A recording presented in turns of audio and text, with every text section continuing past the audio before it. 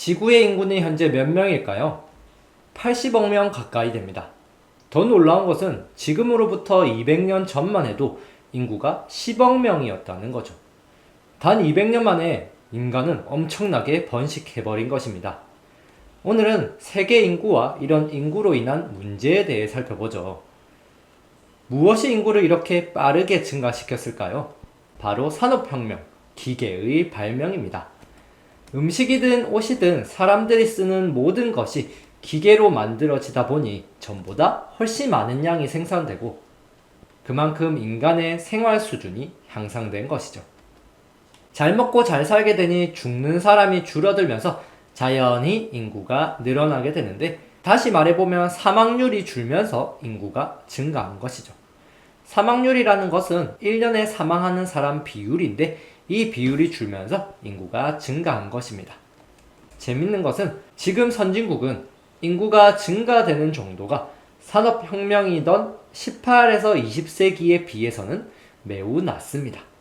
선진국이 될수록 인구 증가율은 점점 작아지게 되는데, 실제로 나라가 잘 살게 될수록 아기를 덜 낳는 경향이 있어서 그렇죠. 바로 우리 한국이 지금 그런 상황입니다. 반면 개발도상국들은 2차 세계대전 이후 뒤늦게 찾아온 산업화로 인해서 이제서야 인구가 폭발적으로 늘어나기 시작했습니다. 산업화 전에도 출생률이 높았지만 사망률이 워낙 높다 보니까 인구가 크게 증가하지 않았지만, 산업화가 시작되고 먹고 살기 좋아지면서 출생률은 높고 사망률은 낮아지면서 인구가 빠르게 증가하게 된 것이죠. 이 표는 대륙마다 인구 증가율을 보여주고 있는 그림입니다. 표를 보면 개발도상국이 많은 아시아와 아프리카에서 인구 증가율이 빠르게 증가한다는 것을 볼 수 있습니다. 그에 반해서 선진국이 많은 유럽만 봐도 인구 증가율이 매우 낮죠. 이 말은 무슨 말입니까? 우리 세계 인구 증가는 대부분 개발도상국들이 주도하고 있습니다. 세계 어느 곳에 사람이 많을까요? 이 지도는 세계 인구 분포를 나타낸 것인데, 색이 진할수록 사람이 많은 곳입니다. 적도를 기준으로 했을 때 북반구에 당연히 더 사람이 많습니다. 왜냐하면 살 땅이 많으니까요. 인구의 90%가 북반구에 살고 있습니다. 너무 더운 사막, 아마존 또는 한대 기후같이 너무 추워서 살기 힘든 곳에는 사람이 별로 살지 않고, 농사가 잘 되는 동남아시아나 산업이 발달한 유럽, 미국에 인구가 몰려 있습니다. 간단히 말하면 살기 좋은 곳에 사람이 몰려 있다는 얘기가 됩니다. 살기 좋은 곳이란 날씨 좋고 일자리 많고 서비스가 뛰어난 곳을 말합니다. 인구도 인구이지만 어떤 나이대 사람이 많은지, 어떤 성이 많은지는 나라의 상황마다 조금씩 다릅니다. 이를 인구 구조가 다르다고 표현하는데, 선진국의 경우는 0에서 14세의 유소년층의 비중이 낮고 65세 이상의 노년층의 비율이 높습니다. 쉽게 말하면 늙은 사람이 많다는 거죠. 이런 선진국의 사람들을 한 줄로 세웠을 때 딱 중간에 있는 사람의 나이를 중위 연령이라고 합니다. 선진국은 이 중간 나이의 사람이 다른 나라에 비해 높게 나타납니다. 중간층 나이의 사람이 나이가 많으니까 그 사람들의 평균 나이가 얼마나 높은지 짐작할 수 있는 것이죠. 그래서 선진국의 중위 연령을 나이가 많다는 거 기억하시기 바랍니다. 선진국에 이렇게 노인이 많은 것은 나라가 잘 살게 될수록 사람들이 더 건강하게 오래 살게 되고, 요즘 사람들이 꼭 아이를 낳지 않아도 된다는 가치관을 가지기 시작하면서 출생률이 낮아져서 그렇습니다. 반대로 개발도상국은 노년층의 비율이 낮고 유소년층의 비중이 많죠. 개발도상국은 출산율이 높기 때문에 유소년층의 비율이 많은데, 그 이유는 개발도상국이 농사를 짓기 때문입니다. 최첨단 기술이나 서비스는 선진국을 이기기 힘드니까 개발도상국은 농사나 어업 같은 1차 산업을 하게 되는데, 이런 1차 산업은 사람이 많을수록 좋기 때문에 그만큼 아이를 많이 낳아서 풍부한 노동력을 가지려 하기 때문에 아이를 많이 낳는 걸로 예상할 수가 있습니다. 요즘같이 하루 만에 지구 반대편도 가는 시대이다 보니 인구 이동도 굉장히 활발하게 이루어지고 있습니다.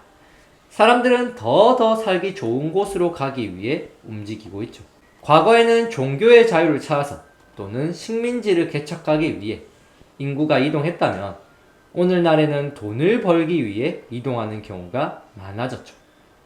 주로 개발도상국에서 선진국으로 이동하는 경우가 많습니다.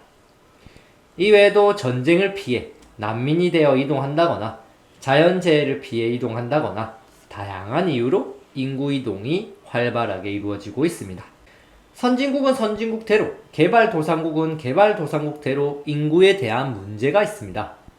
2023년 우리나라의 출산율은 0.73명으로 아이를 아예 낳지 않거나 한 명만 낳는 부부가 엄청 많아졌다는 거죠.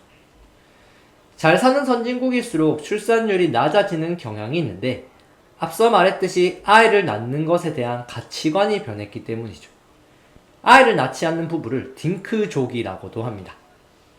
하지만 이 정도로 아이를 낳지 않으면 미래에 일할 사람이 줄어드는 것이고 결국 나라의 힘이 약해질 수가 있습니다. 선진국은 의료기술도 발달했기 때문에 긴 시간 오래오래 사는 사람들이 많습니다. 즉 노인으로서 살아갈 시기가 매우 길어지는 것이고 그만큼 노인도 많아진 고령화가 오게 됩니다. 이렇게 노인 비율이 많으면 이들을 먹여 살려야 하는 젊은 층이 부담을 느낄 수밖에 없고 이러다 보면 세대 간의 갈등이 발생할 수도 있습니다. 개발도상국은 사람이 너무 많은 것이 문제가 됩니다.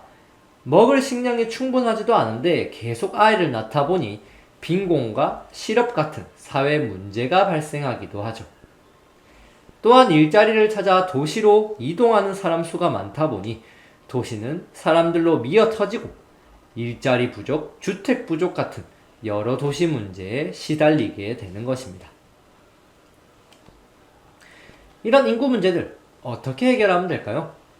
저출산 고령화로 고민하는 선진국은 출산휴가, 육아휴직, 양육비 지원 등 출산 장려 정책을 실시하고 아이를 낳기 좋은 환경으로 만들어줘야 됩니다.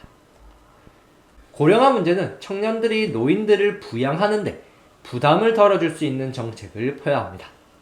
노인연금제도, 정년연장, 노인복지시설 확충 등으로 청년들이 노인들을 부양하는데 부담을 덜어주고 고령화를 해결해 나가야겠죠. 개발도상국은 많은 인구를 먹여 살리기 위해 경제발전과 식량 증산 정책을 추진하여서 굶는 사람이 없도록 해야 될 테고 출산 억제 정책을 통해 인구 증가율을 조금 줄이는 방법도 있겠습니다. 또한 인구가 도시로만 가는 걸 막기 위해 중소도시 육성 정책으로 다른 도시를 매력있게 성장시키고 촌락의 생활 환경을 개선시켜 떠나는 사람들을 잡을 수 있도록 해야겠죠. 생각의 변화가 필요할 수도 있겠네요. 결혼을 하고 자녀를 낳아 기르며 가족을 구성하는 것이 행복된 일임을 깨닫고 남녀가 함께 자녀를 양육하고 집안일도 함께 해나가며 남녀가 평등한 양성평등의 문화를 퍼뜨려 나갈 필요가 있습니다. 청년들도 노인을 내 돈 들여 모시고 사는 존재가 아닌 지혜와 경험을 나누는 어른으로서 공경하는 마음을 가져야 할 것입니다. 지금 사는 세대가 미래에 살 세대에게 책임을 떠넘기지 않고 살기 좋은 환경에 살 수 있도록 항상 노력하여 세대 간 정의를 실현해 나가야겠죠.